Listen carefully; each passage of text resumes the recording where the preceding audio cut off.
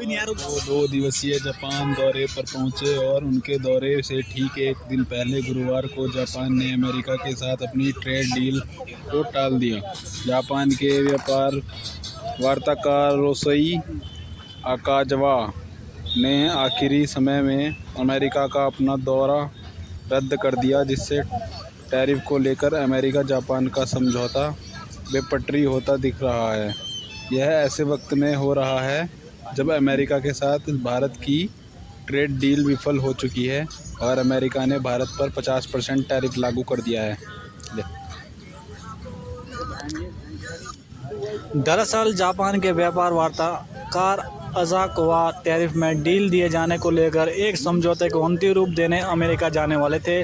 Tariff में deal के बदले में जापान ने अमेरिका में 550 अरब डॉलर निवेश करने की बात कही है, लेकिन अब इस समझौते के देरी हो रही है। समाचार एजेंसी रॉयटर्स के मुताबिक अकाजावा गुरुवार को अमेरिका जाने वाले थे, जहां 550 अरब डॉलर के निवेश पैकेज की पुष्टि करते हैं और इस निवेश का पूरा ब्यौरा औपचारिक रूप से देते हैं। अमेरिका के वाणिज्य मंत्री हावर्ड लटनिन ने भी इसी हफ्ते जापान के 550 अरब डॉलर के निवेश की घोषणा की थी, लेकिन अकाजावा ने आखिरी वक्त में अमेरिका का दौरा रद्द कर ट्रंप प्रशासन को करारा झटका दिया। जापानी सरकार के प्रस्ताव योशिहिदे हवाशी ने अकाजावा के अमेरिका दौरे रद्द करने के संबंध में कहा कि हमें लग रहा है कि अमेरिका के साथ इस मामले में समन्वय के लिए प्रशासनिक स्तर पर कुछ पॉइंट्स पर चर्चा की ज़रूरत है, इसलिए यात्रा रद्द कर दी गई है। अमेरिका राष्ट्रपति ट्रंप ने पहले जापान पर 25% टैरिफ लगाने की घोषणा की थी, लेकिन जापान ने टैरिफ कम करने के बदले में निवेश का प्रस्ताव दिया, जिसे अमेरिका की तरफ से स्वीकार कर लिया गया।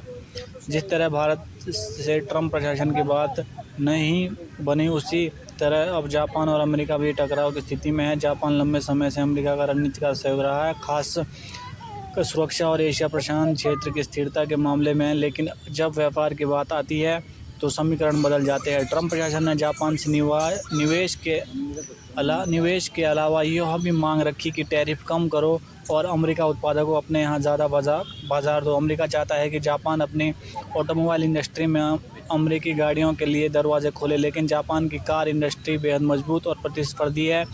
वहाँ टोयोटा, होंडा और निसान जैसी कंपनियां पहले से ही दुनिया भर में छाई हुई है। अगर जापान अमेरिका कंपनियों को अपनी कार कंपनियों की तरह अवसर देने लगा तो उसकी घरेलू कंपनियों को बड़ा झटका लग सकता है, इसलिए जापान अमेरिका की मांगें मानने के लिए तैयार नहीं है।